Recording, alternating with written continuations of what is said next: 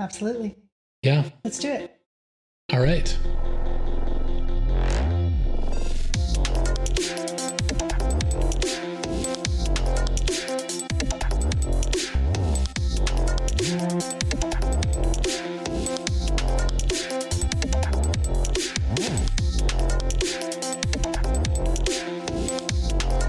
This is the Endless Song Podcast with Will and Emily.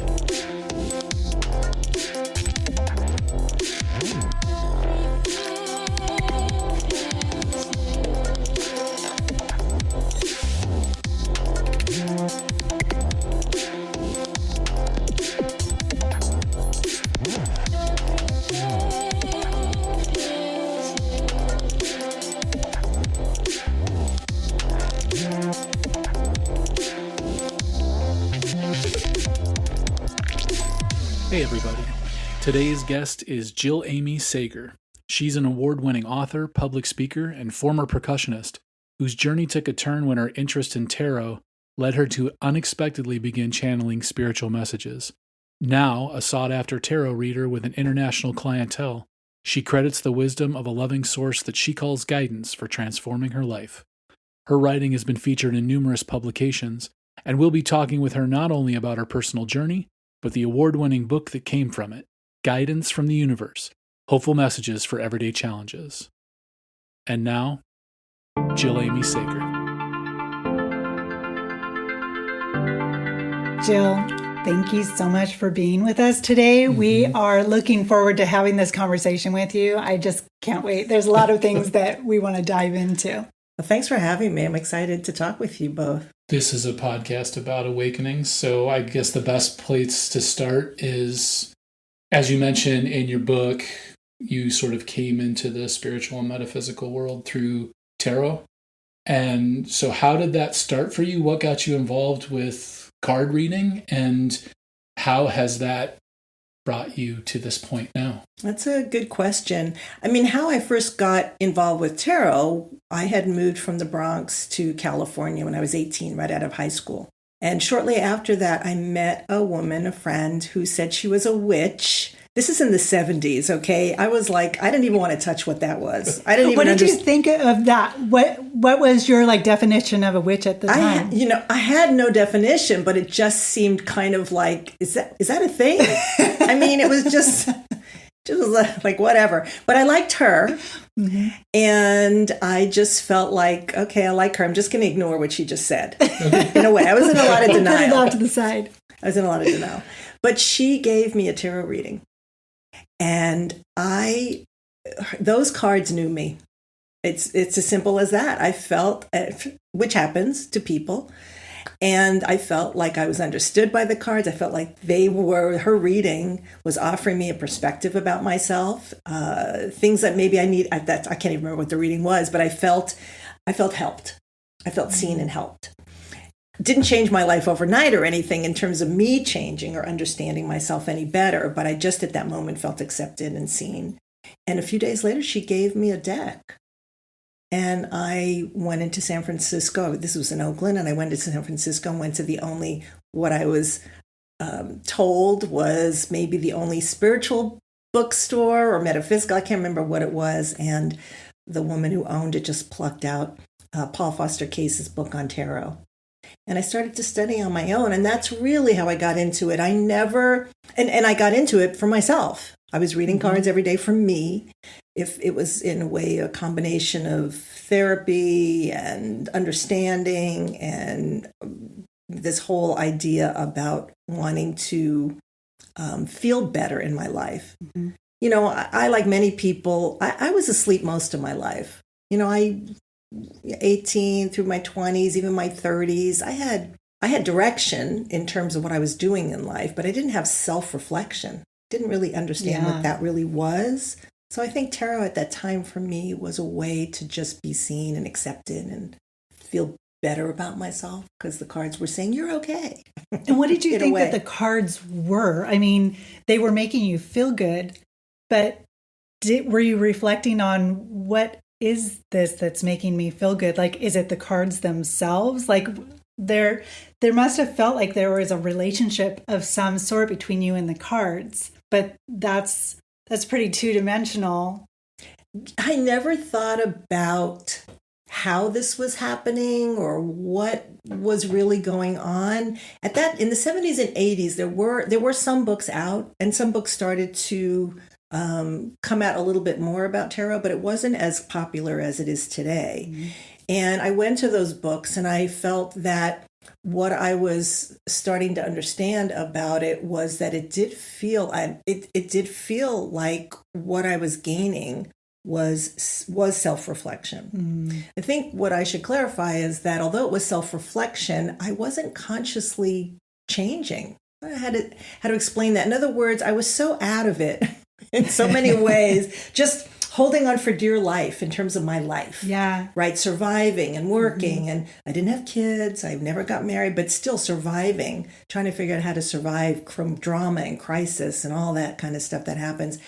So it was really, for me at that time, just a way to hang on, to keep going. A bit of a reprieve from real life. Yeah, from the crisis of life. And I just felt like, gosh, I need this just so that I don't sink. I continue to swim.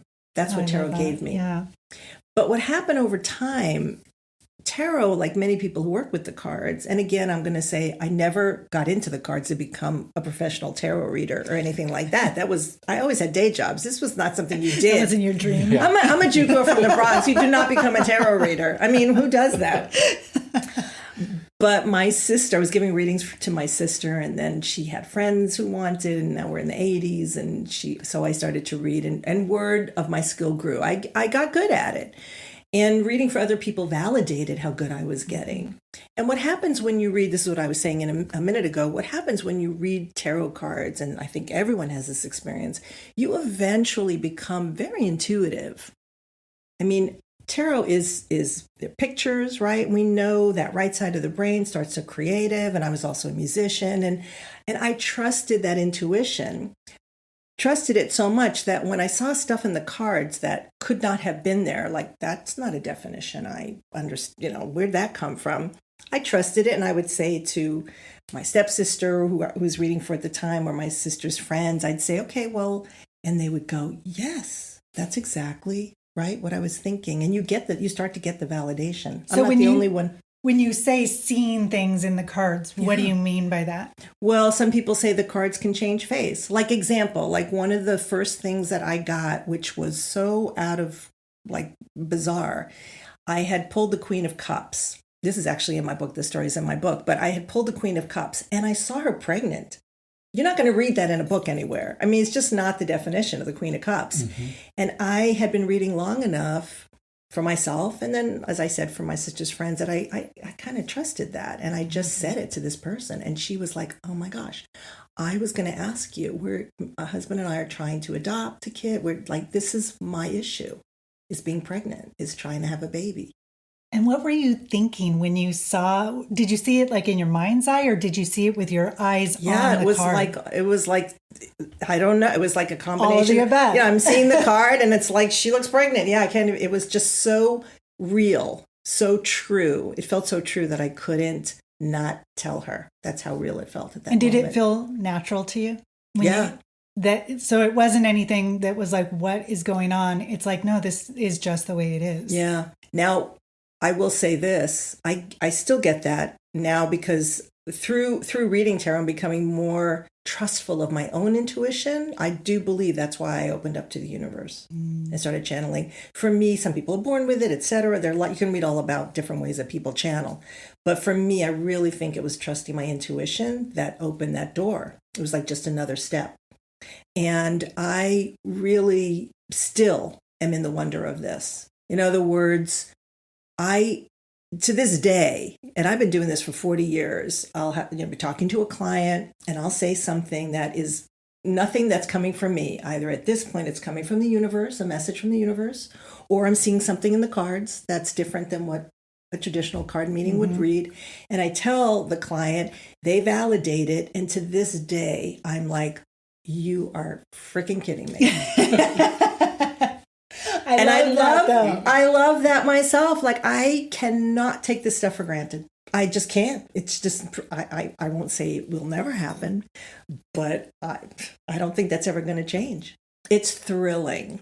And what it's done for me is it's created a belief system about what's going on, even though I can't explain it, and I don't need to, but there is something going on that's way beyond what I just, like just the solidness of this table. It's way more than I understand, but it's happening, and I have too many experiences to deny it. And there's that word that I love, which we've talked about. It's the undeniability of things. My awakening experience was the same way. It was tailor-made for me so that no matter how much time I spent on it, I couldn't deny it. It was almost like I was being told in a way that even with my personality and 50 years of being a skeptic about many things, I couldn't just put it in a box and shove it away in a drawer. And even though there's all these different ways that people come to their paths, it's almost as if it's built for you to understand, but not in a way that you get cocky about it, but that you realize you're onto something and it's worth holding on to so that it can build and grow and become whatever it is that it needs to become for you. Right. And it's a remarkable feeling. Right. So I always wonder, what you said, I always wonder, and I wonder this about myself, and I'm wondering about this for you and maybe for Emily too. I always wonder, what is the difference between, you're saying, oh, I was such a cynic or skeptic, what is the difference between people who are willing to say yes, even if there is a little fear or a little trepidation, right?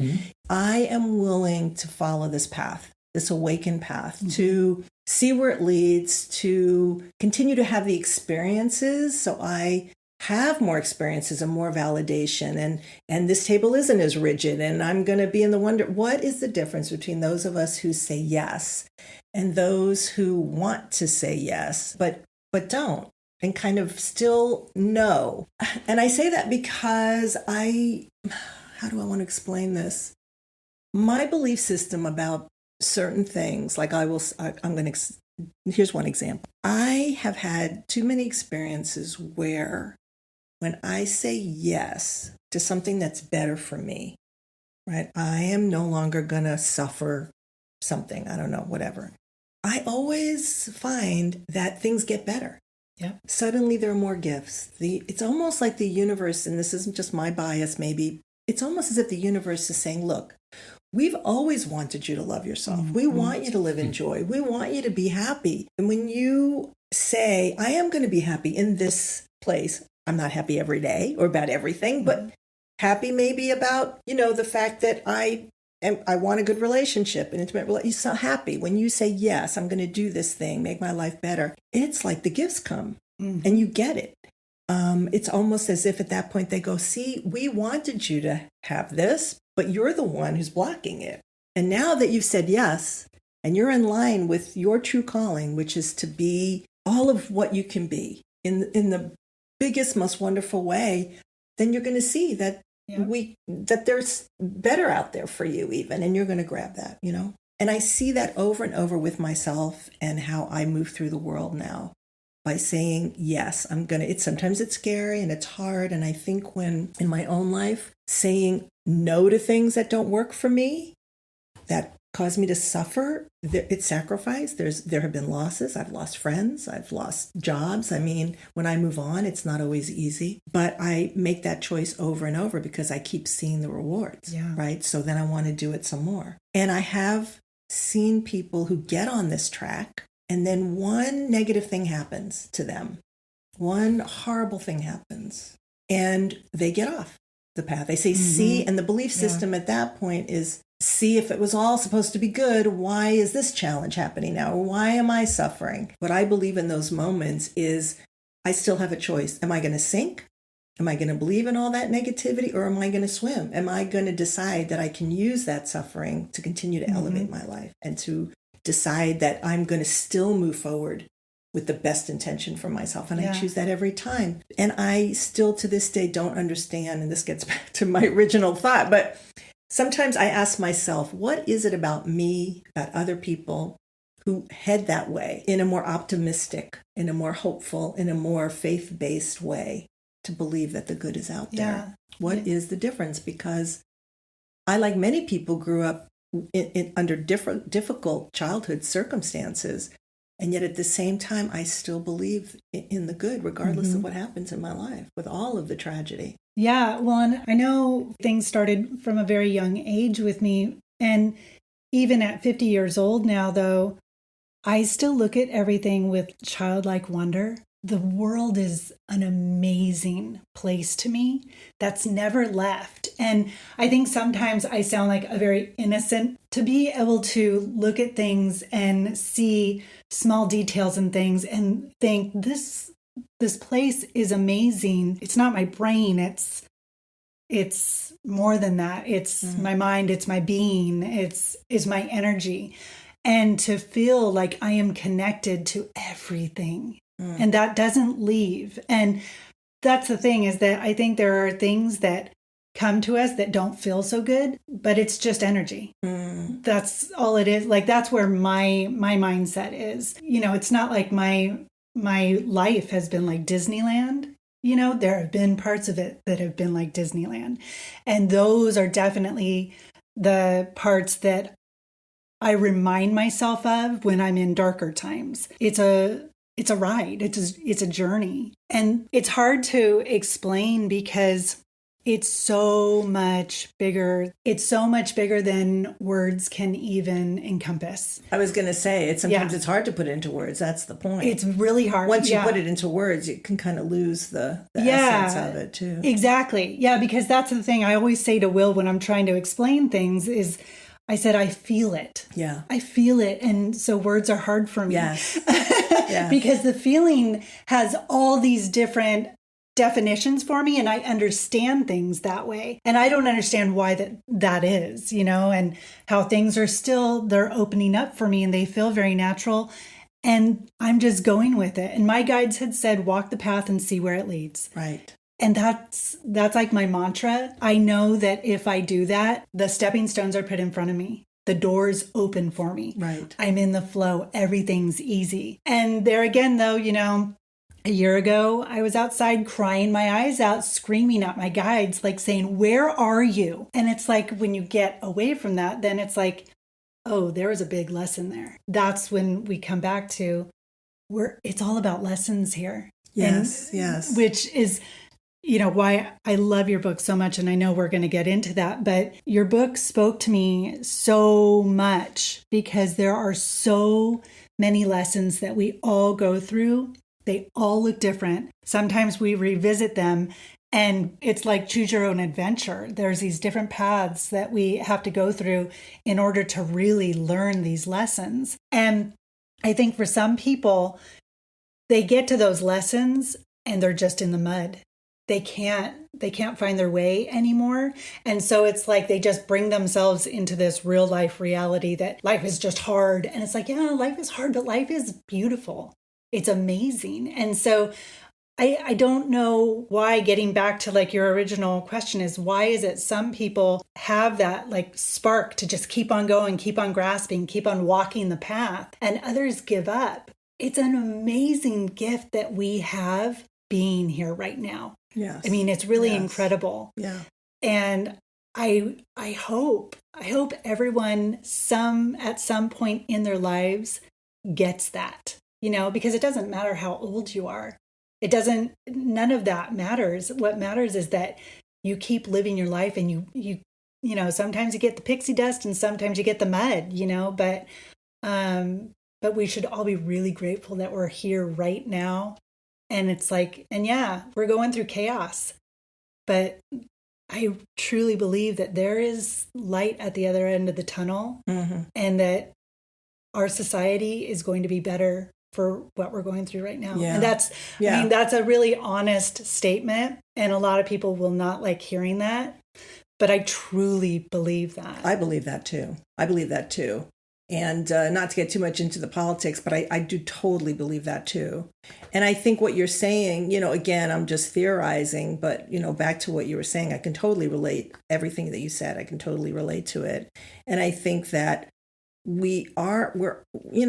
stating the obvious. I mean, we're all different, and our levels of willingness to deal with our suffering, which is unfortunately how we learn. I mean, in my book, guidance is just the word that I use in terms of channeling, but what I channel, which honestly, I have no idea what it is. I just know that it comes through.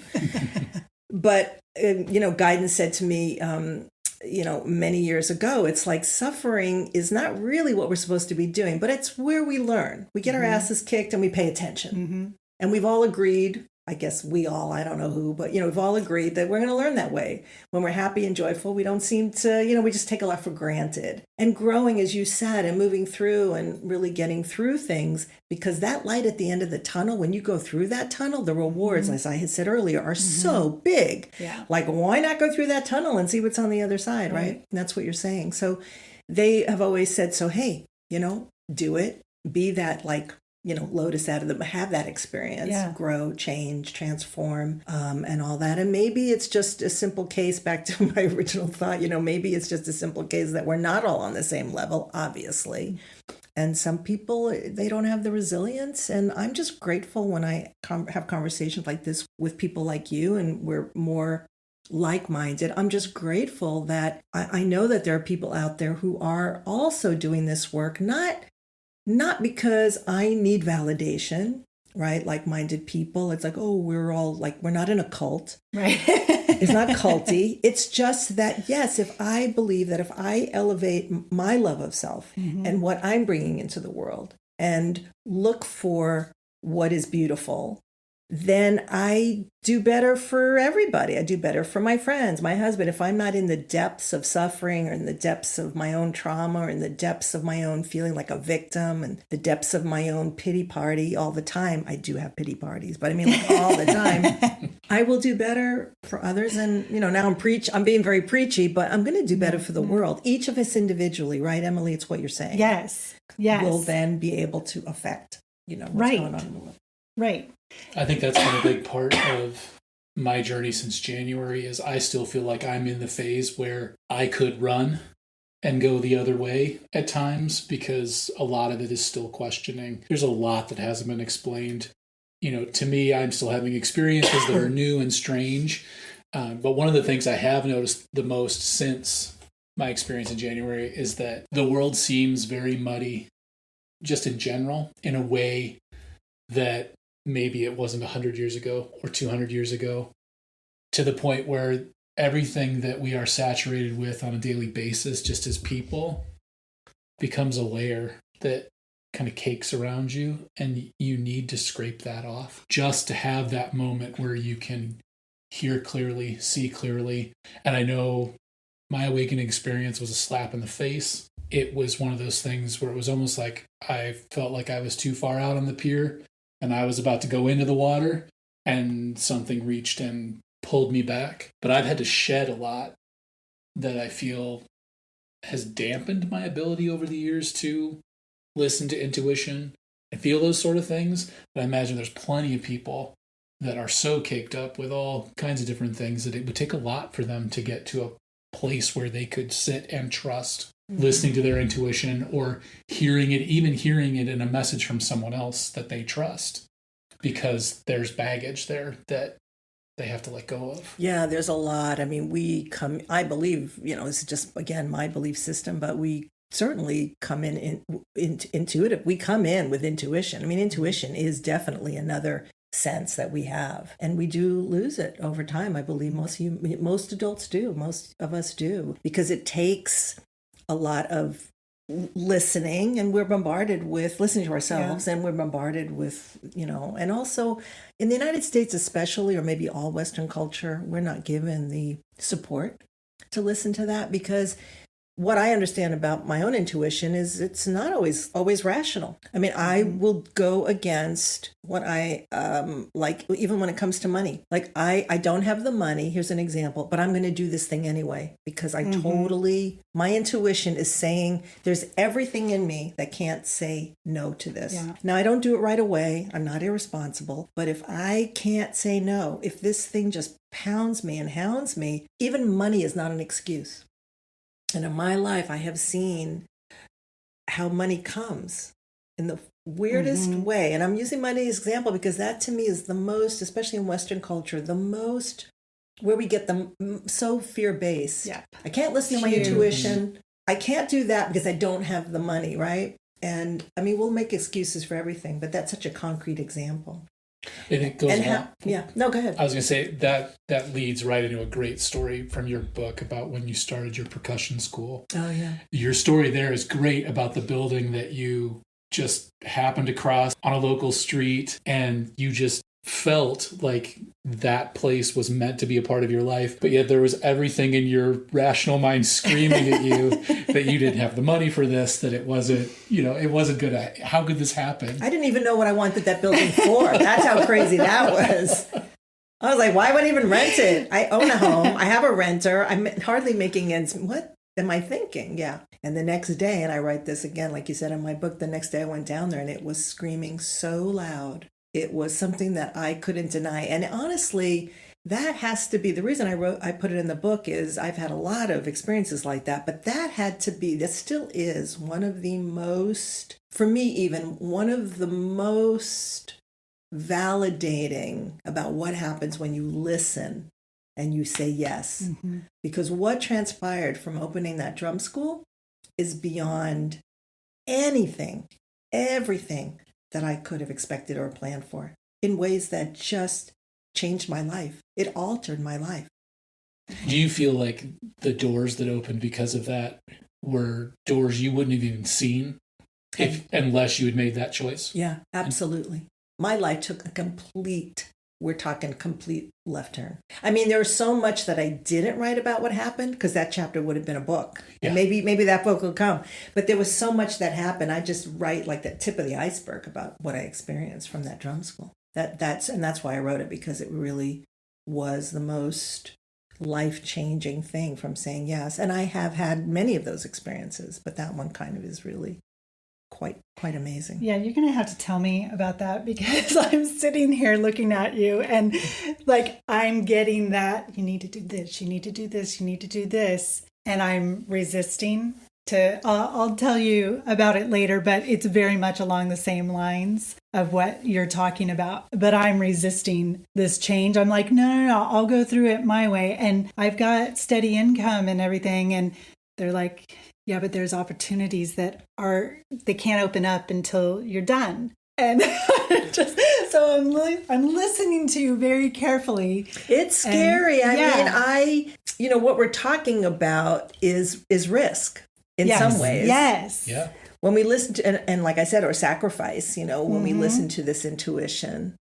And I don't, even when guidance, the energy I channel says something, I don't act on it maybe right away. It has to really resonate. But that's my intuition also, like saying, is that the thing that's right for me? It has to resonate. And then, when it comes to intuition too, there's timing, there's like, okay, because maybe intuitively, I'm just saying, Emily, who knows, right? But maybe intuitively I really feel like I need to do this thing because I'm getting the message over and over to follow, say yes to this. But also intuitively, maybe it's not time. So there's always that, trying to figure out when is the right time. Right. Like I'll give you an example from me. So I have this book out. I have to do promo for it, right? This is what your distributor wants, what your publisher wants. I have to do it all myself, right? I'm not famous. No one's sending me on a book tour. And I have decided I'm going to do one of the things I need to do is get in touch with people who have book clubs who might be interested in this genre, right?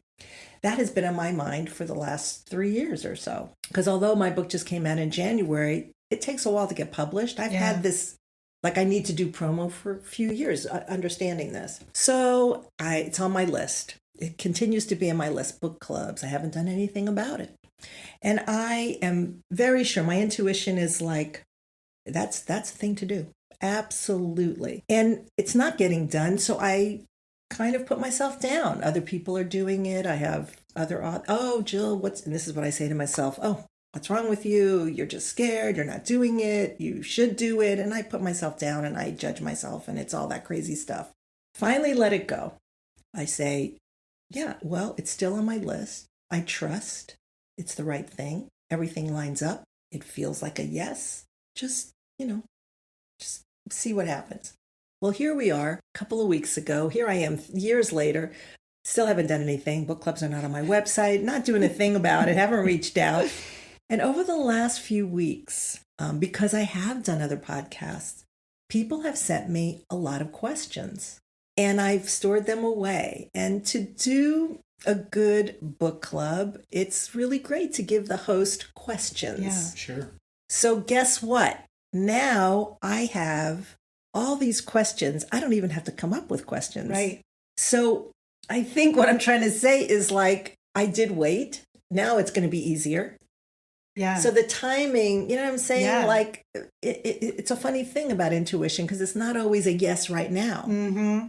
My intuition was also like, but I don't want to do it now. Yeah. And if I had done it, it just would have felt like I was like putting around a hole, like a square peg in a round hole. Like it just didn't feel like there were other things I was doing. So I think paying attention to all of it is what's the most important. We're talking about being awake, Right. and just being accepting and awake. And I think paying attention to all of it and just trusting, it takes a lot of trust to follow intuition, a whole lot. And I think that is really where the rubber meets the road. Yeah. I mean, that's the hardest part. Do I trust myself? Do I trust? Right. I don't know. It's not easy. Yeah, I love that though. It's not easy. And I think there's an aspect to it too that kind of comes from the basis of how intuition works. Intuition has things to say in situations where it applies so that it means more to you. So a message like that comes through when it can come through because there's an example, but maybe it's not time for it to become action yet. Right. But it puts that seed into your thoughts and it builds and grows until it, it's a seedling and you're thinking about it more. And then the moment when the questions come, it's time for intuition to strike. I had to give you the message then because it could come through to you clearer then, but now you've sat on it and you found the perfect time and you can trigger the action. Yes. And make it a reality. Yes. Which I think it's a cycle that goes all the way through the whole awakening process. And we talked not too long ago in an episode about how you get to the point where something happens to you and things change and you start looking into things like your intuition and experiences you're having. And then things go quiet for a while to give you space. And it can be hard. It can be really difficult to be like, well, this amazing thing just happened. And now I'm left here waiting for what's next. Right. But the reality is that you're waiting because that time is necessary for you to process what you've been through so that you can understand things clearer so that when new messages need to come through, it's not as difficult to get that message. Right. And so there is a timing to almost every aspect of it. So why would there not be from the time the seed is planted to the time the harvest is Exactly. Yeah. Because, there is, it's interesting. We're talking about intuition, but I just did a workshop on Saturday about intuition. And one of the questions a woman asked, she goes, but can your intuition change? And this is what we're talking about. Mm-hmm. And I said, yeah, many years ago, I'll give you an example. Many years ago, I was writing a cookbook. I thought it would be great. This was before Rachel Ray was famous. And my cookbook was kind of what happened. It was, I'm going to just do pantry and easy. And because I'm not a real chef, right? But pantry stuff and people love my cooking, right? And I started this cookbook and my intuition was like, yes, this feels good. It feels right. This is what you should be doing. And then it changed and I didn't want to do it anymore. And I listened to that. And I am not kidding. I dropped it. And very soon after, Rachel Ray came on the scene. And I immediately thought it wasn't meant for me. Right. That was not the direction for me. I had fun. Thank you. Mm-hmm. I learned how to write more because writing is what ended up happening. That's a whole lesson. other story. And I thought, no, it was for Rachel Ray, not for me, And so I just think, I said this to her and I said, yeah, of course. it can change. Your intuition isn't it's not stone. It's just about listening and paying attention. That's all. You still have to decide the yes or the no or how you're handling it. But it is your North Star. It is your compass. As Sting says, it is your soul pilot. Mm-hmm. Yeah. Love Sting. It is your soul pilot. But what we do with it is really ends up being the key piece. Yeah. And that's really all it is, really, Let's jump into the book. Oh, I'd love Because to. I'm antsy to jump into the book. So Thank you. I'll let you talk because let me just say, so Jill's book is Guidance from the Universe, Hopeful Messages for Everyday Challenges. And I have so many opinions on this book and it resonated so much with me. But let's start with the setup of the book. I love the setup, the format of how you did the chapters and everything. And can you just explain how you set this book up and why you set it up that way? Yeah, thanks for asking. I had downloaded messages from the universe over a course of, I don't even know how many years, on different topics. And topics there are 30 chapters in the book. And I have way more than 30 topics, but for the book, 30 topics. On topics such as loss, I'm looking at the table of contents here, loss, letting go, gratitude, money, intuition, etc. And I was given this information, and at one point, this is how this happened. This is how this book happened. At one point, the universe said to me, "Do you think we gave this information just for you?" And I was like, yes, thank you very much. I've been working with it. I'm using it. I'm very grateful. And they made it very clear what I'm channeling. This was not just for me. What is the point? It almost felt at that point, the message they were giving me was, if I'm keeping this to myself, I'm not doing kind of good work. It's almost a little bit like, when we volunteer for an organization, right? We're doing good work. It feels good. That's how it felt. It felt like, what? Right. Right. So I started to write the book and I started to transcribe those messages. What happened as I was doing that, I had this thought, well, what if I wrote my own stories for how I used this information for myself? And that's how that happened. And I thought the book was done. And this is what happens when you write, things evolve and change. And I happened to be in New York visiting family, and out of the blue, don't ask how this happened, I thought, oh my gosh, at the end of every chapter, I should put questions so the reader can jumpstart their own musing on these topics. So that's the 3 parts of the book. Guidance's message, my story about how I use the information, and then questions at the end for the reader. The 4th component was that when I did get a publisher and I started to think about the way the book was going to look, I really thought there should be a graphic for every chapter.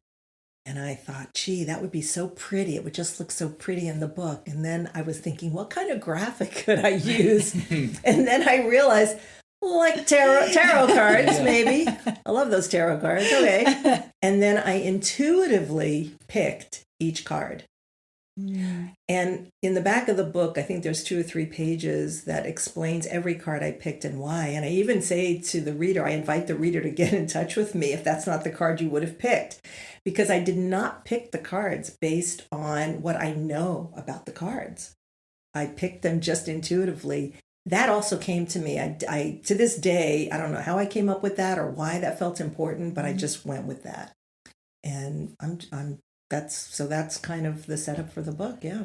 Okay. So I'm going to take one step back since a lot of our listeners, all of this is new for them. When you were saying channeling, downloading, guidance, can you explain what those words mean? Yeah, I know, right? Ugh, I have no idea what it means. That's the problem. How do I explain this? Well, what happened was after reading tarot cards, right, we talked about trusting my own intuition, right, opening a door to my own intuition and getting validated for what I was seeing from the cards, from clients and from friends I was giving readings to. Well, I don't know how this happened, but I was in a situation, and it's in the beginning of my book. It kind of explains a little bit of this. I was in a situation, I was grief-stricken. It was a terrible time in my life. And I saw I was stopped at a red light heading to work, and I saw a little Tinkerbell. I mean, I thought I had lost my mind. I saw a little Tinkerbell figure on my dashboard jump onto my shoulder and tell me that everything was going to be okay. I mean, I had been sitting at a red light crying, and I believed her. It was, to this day, I'm still wondering, wow, that was so crazy. And I stopped crying. I felt better. And that kind of started to open because it was so real to me. And I knew yes, that's all I can say. I said yes to it. What also happened during that period, and I have this at the end of the book, I met women who were channeling. Now, that word channeling, some people say psychic.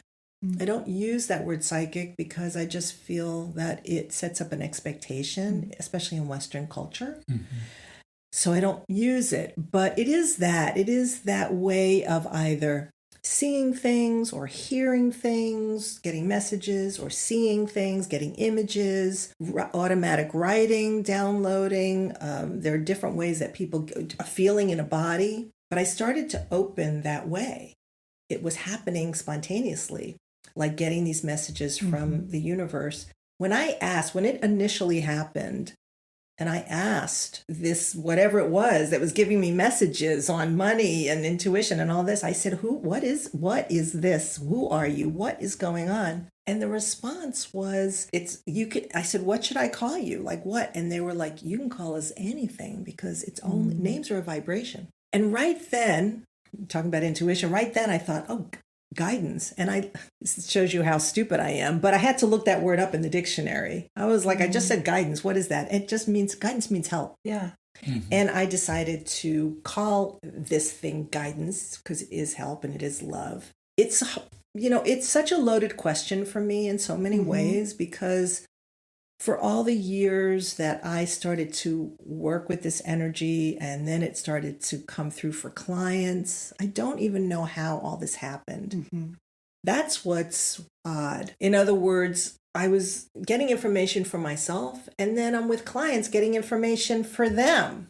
Yeah. Either through words that were being used. Like an example, I this is a long time ago, told a client, oh, getting this message about a book you should read. And I gave her the title, and she looks at me, she goes, oh, yeah, I had that on my bookshelf. I just haven't read it yet. Stuff like that started to happen, and believe me, every time my mind is blown, I'm like, what is going on here? So it's so hard for me. And I really, really, really I have had, and this is full disclosure, a hard time telling people this is what I do. And it was really, knowing this book was coming out about 2-3 years ago, I had to start getting good with kind of coming out about the fact that this is what I do. So much so that when clients would come over, sometimes I wouldn't even tell them I was, and then they'd ask, well, what are you doing exactly? Like, what is, and I have to say, oh yeah, I'm getting information. It's like, I'm apologetic. This thing is still, the woo-woo part of this for me is still very difficult to explain, understand.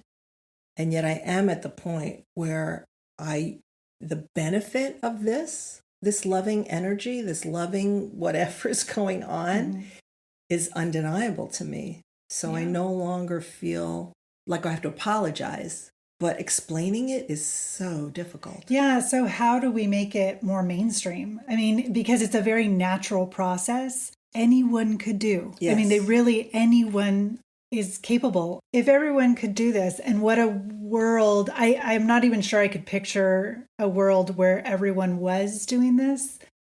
Because like in my mind, it would be really lovely, because I think people would be feeling a love that maybe they're not feeling in their lives right now. Yes. And to know that that's available. Yes. Free of charge. Free of charge. Yeah. Yes. And that when you feel that, you also want to pass that on to others. And I think it creates this like whole being within you that makes you want to do better, to be more loving on it, et cetera, et cetera. Well, it's a reminder that what's really important is love, is unconditional love. Yeah. I write in my book, keep referring to my book, but it's all in the book. I mention that on just me as Jill, I am a judgmental, opinionated woman who sometimes is, not nice to, the person on the other end of the phone. If I have a problem with my, whatever, my cell phone, or I'm human like everybody else. And when I'm reading for a client, or for myself, even when I've opened up to the universe, whatever this is, like channeling, whatever we want to call it. When I'm open, I am the most compassionate person to myself, and on a daily basis, sometimes I'm not that compassionate or that nice. I can be a lot to handle, but when I'm in that mode, it's what you're saying, Emily, it's like I don't even recognize myself. The unconditional love I feel for myself, for the client, for whoever's with me is so, oh gosh, I wish, and I write this in the book, I wish I could be there 24/7, but I don't live on a mountaintop. I am triggered by the people around me, and I get angry and all that. I'm human, but my point is I'm agreeing with you. It is really something. And I will say this just to give a perspective, right? Because I've had people ask me this question, but how do you know if it's your voice, or what if you open up to something like how do you know? kill somebody? What are you opening up to? Like, what is it? Right. And I had that experience myself sitting at my kitchen table after I had started gathering this information from the universe and using it with clients, because I was tell them to read a book, for example, right? And I was doing this. I remember sitting there waiting for a client, and I had a moment of sheer terror. And I was like, what have I opened up to? Mm-hmm. What if something really bad comes through? And it wasn't bad as in I'm going to give bad guidance or tell them something bad. Just more like it felt evil. Like, what if I've opened up to something evil? And the universe said, you have been doing this already for like 20 years, with tarot and everything. It was always love. What makes you think that that's going to change? And I knew then, boy, talk about knowing a truth. I knew that was true, and it has always been that way. And after I began to do this, I had a friend, I had given her some reading. She gave me a book by Bella Ruth Naparsteck called Your Sixth Sense. And I looked at, and she gave me that book, and it talks about how people open up to the universe and all of that. And I started to see other books, and the common denominator is a loving universe. That is the common denominator. So when someone asks me, but what if this person told me that they're getting voices that say, kind of evil things, or right? And I'm like, well, that's not from the universe. Yeah. That's where I'm at with this belief system. One, because I know I'm not the only one getting loving messages or feeling what you said, Emily, that unconditional love. And three, from everything I've read, including stuff I've read from the Dalai Lama, honestly, that's what we're supposed to be doing, is love. Yeah. It's not just my opinion. And because I feel it so strongly, that unconditional love, when I'm in that space, that is so, why wouldn't that be true? It's an expanse. I always say, if I'm feeling expansive, there's something there. And if I'm feeling constricted, if my body's tight, that's suffering. And just on a day-to-day choice, why wouldn't I choose the expansiveness? If I have awareness, we're talking about awareness.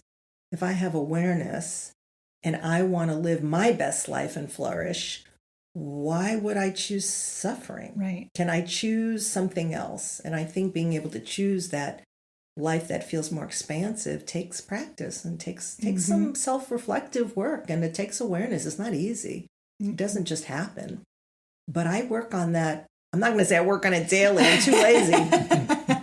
But, if I'm I work on it often, especially if I'm having a hard time and I'm suffering for 3 or 4 days or a week. Finally, I have to get with myself and say, well, are you going to keep doing this, or are you going to try something else? Will you read a passage on page 249? Oh, my goodness. It's one of the guidance passages, and it broke my heart and made me want to just sing all at the same time. It's just so lovely, and it's at the end of the book. So when you read the book, go all the way to the end. Thank you. So I did, and before I read it, I'm going to say that one of the reasons I knew that the voices weren't mine or my mom's or anybody else, or my aunt or Irene, because the information was so much wiser than I could possibly come up with on my own. I mean, this stuff is way beyond. I am not well read, believe me. Don't look at my SAT scores. It's not like that. So, but this is what guidance said, and it is at the end of the book. There is no greater gift than the life you've been given. We see you in all the ways you are, and we love you. All we ask is that you love you too. Yeah. And that when I read it, I get chills, because really, doesn't it start from there? Yeah. A loving self is loving kindness for everything. Yeah. And I think a lot of people, they don't get to that point where, it's all about their external world, but they don't focus on loving themselves. And that's huge. I mean, if everyone were to love themselves, and not talking egotistically or anything, but truly care for themselves and give themselves self-care on a regular basis and time for themselves on a regular basis, how they would be able to interact with the rest of the world around them would be extraordinary. Yeah. Guidance said something else. I don't know that this is in the book, but they said years ago, I'm going to quote, they said, helping others is, okay, now I am paraphrasing, something like helping others is important, but helping self is just as important. And I believe, from talking to people and having a lot of clients all over the world, what I get is that, especially in Western cultures, it seems like we're all trained to give. Maybe that's like a Judeo-Christian thing. Like if you want to be good in the world, you have to give of yourself and help others. But, guidance said to me many years ago, that's only half the equation. Mm-hmm.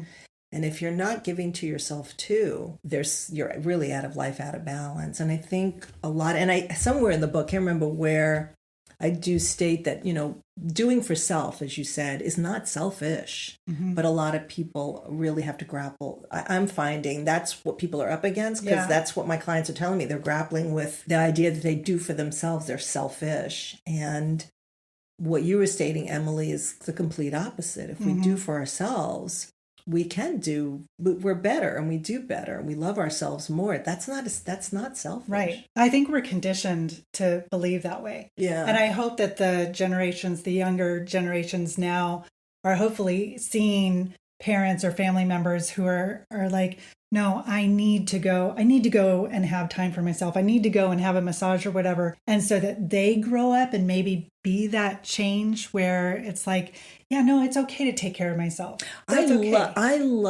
mean, it can go, the pendulum can swing. So yes, it can get to the point where it goes so far in the other direction that people are only doing for themselves. That's a danger too. Right. But I do love that younger people are what we call like the gig economy. I love that they're saying, I don't want to work 9 to 5. Yes. I'm going to do something I'm passionate about. Right. That's a feeding of the soul. Yes. And they're taking risks. And to me, that is a symbol of saying, I need to take care of myself in this way, and I'm not going to sacrifice my happiness. That's a huge thing to say. Now, again, we'll see how far that goes. Right.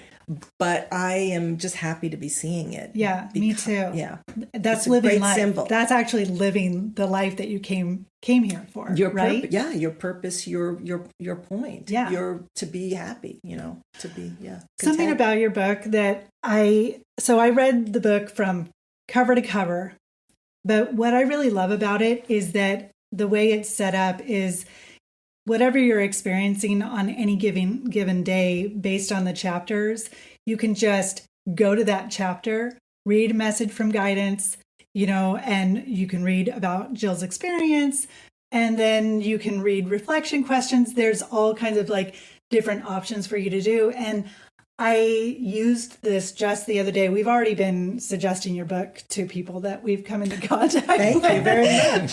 Thank you. Something that was really moving for me was I was talking to a friend the other day who he was telling me he's having a really hard time with acceptance. And I said, hang tight 1 second. And I grabbed your book and I went to the chapter on acceptance. And I read him Guidance's passage on it. And he just started crying. Oh my And he gosh. said, those are exactly the words that I needed to hear today. And so that's something that I love about your book, is that to me, it's a great read. I mean, it's truly a great read, but it's also an ongoing resource for yourself or for other people in your lives. And that's just, it's such a gift. It's kind of like the gift that keeps on giving. Aww. You know, it really is. And Thank I you. found so much value in that. He found so much value in that. So, I sent him a picture of your book and I said, just buy the book. Thank you I got a little teary when you said that. I'm still amazed. You know, I think every author wants their book to do well. And so I hold that in one hand. Of course, when you write a book, doesn't matter what book, you're like, oh, gee, I hope this has wings, of course. But I want that. I've always wanted that for anything that I publish. But on the other hand, I am telling you, I am absolutely amazed at the response to this book. I am totally amazed. I keep getting reviews. It's already won 4 awards since January. It's only been out since January. And I am getting this. You're not the first person who's told me this, from people who are responding to it. I'm getting emails and people are literally saying they love it. And I am just, yes, I want the book to do well, but I am sitting also I am shocked. I had no idea. As a matter of fact, I really, when this book came out, I kept thinking, I know this is funny, but I kept thinking, these are my stories. Who's gonna relate? I mean, it just, I don't know. It just felt so, it's like, who's gonna relate to them or what? I don't know. And Guidance's words are so, I even write, I think in the intro, something about, look, you know, Guidance's words can be a little esoteric. You might have to read them a few times. I mean, I'm just thinking, who's gonna, you know, not care, but it just didn't seem like it would have any help or validity. I mean, and yet what kept pushing me to do it was, like, you just got to finish this book.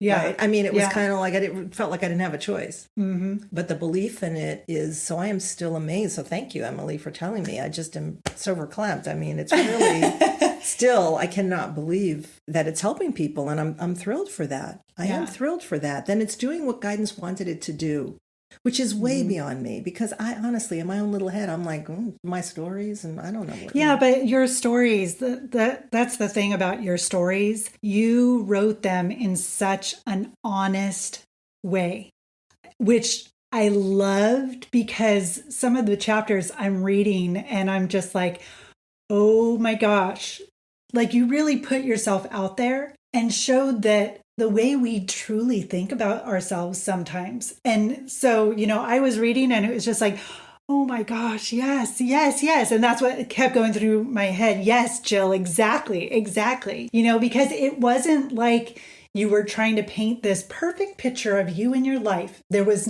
nothing about that. It was, here is an honest life with challenges and highs and lows. And that's what I appreciated about it. It was like, this is a real person writing a real book that is helping me and that I feel can help others. And it's just so well-rounded, I think is what it is. That's what I got from it. I just so enjoyed it. And I know that I will use it for years to come.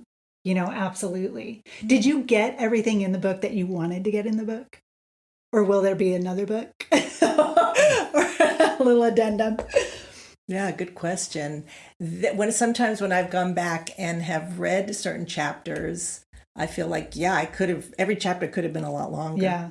Because there was so much more to tell, I think, with every subject. I don't know if there'll be another book like this. I am working on a couple of other projects. A few people have suggested I do a workbook. I don't know. I'm gonna. That's on my list, and I have somebody I'm going to run that by and just to see. So there might be a workbook that maybe, but for those book clubs, maybe. Oh, good idea, Emily. I'll put that on my list. Yeah. So we'll see. We'll see.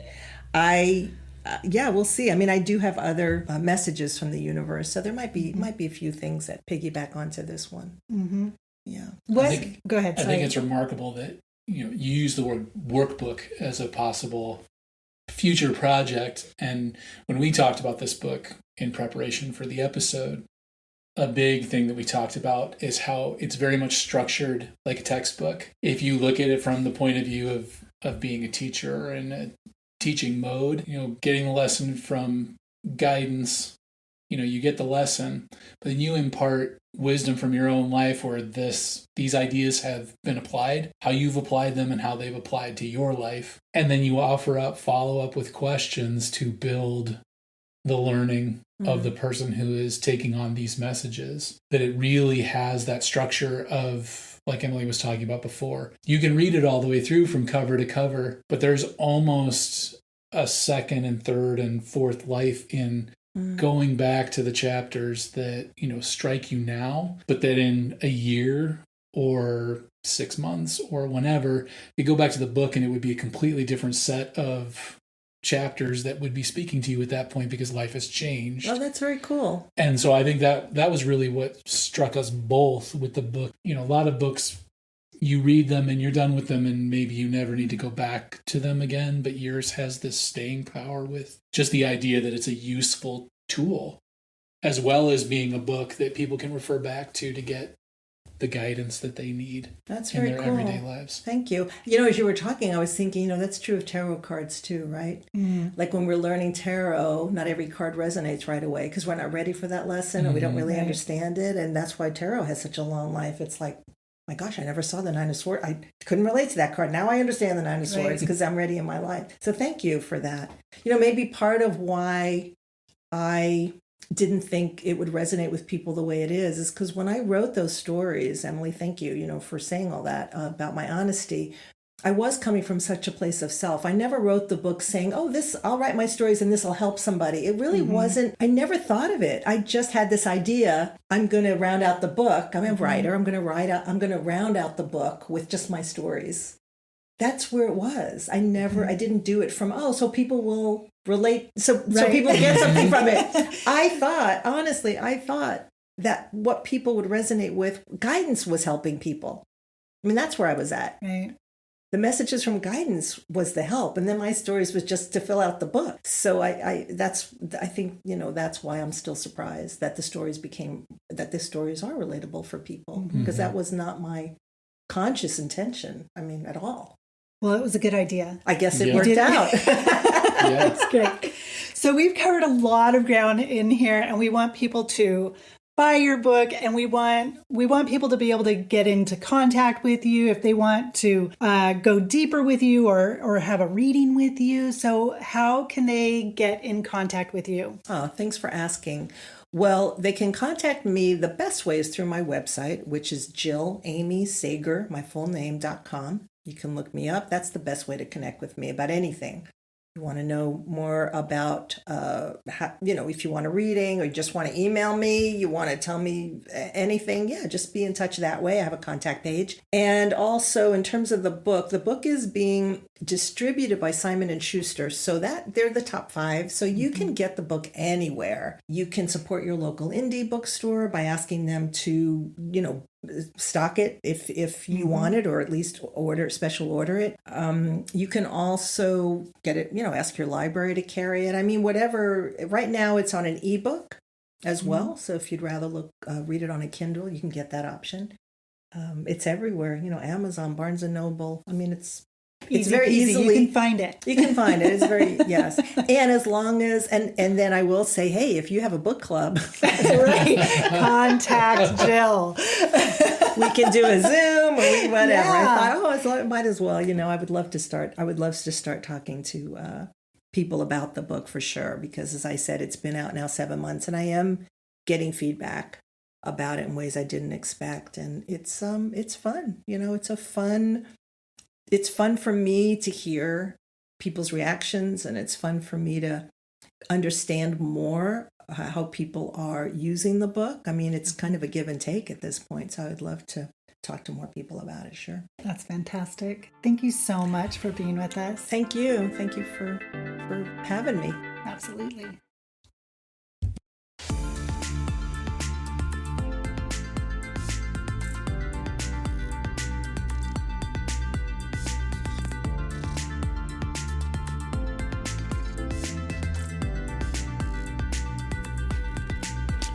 You've been listening to the Endless Song Podcast with Will and Emily.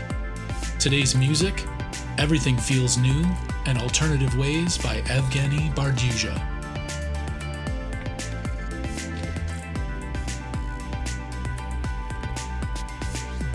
Stay safe out there, everyone. And remember, intentions matter. So be thoughtful, be kind, and be better every day. And we'll see you out there on the trails.